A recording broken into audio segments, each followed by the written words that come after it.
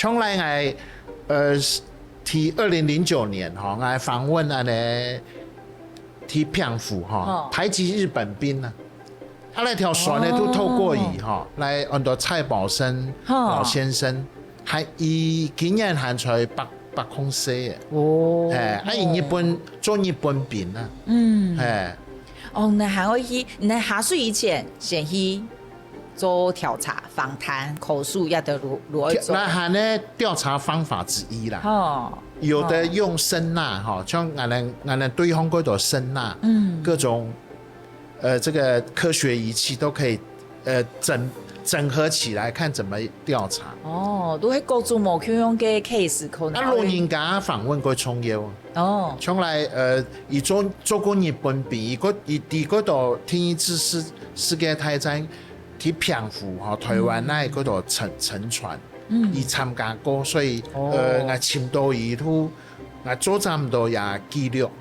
阿來文化部有出版，我寫來到訪問也來到過程記錄。哇，你能做的事情很全面呢，哈！裡面人按手，馬個如何做？阿來個重要啊，因為人我們人有生命啊，像來到排擠日本兵，跟韓出都會上百歲，所以訪問伊嘅時間，伊都87歲嘅呢。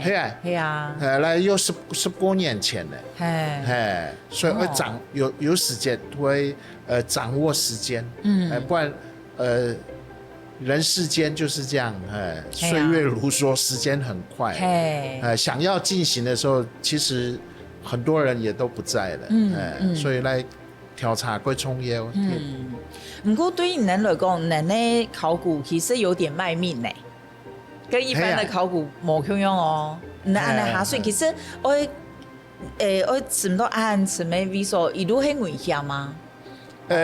有時間沒個什麼危險，因為水文環境的關係像有的會深淺交界，冇海底下有暗礁啦來到，像我哋經驗前面調查馬上去。蠻公布嘅嚟到船嘅，有的會做埋嘅講保存啊幾好，8個年啦，還保存啊幾好，推嘅個門險。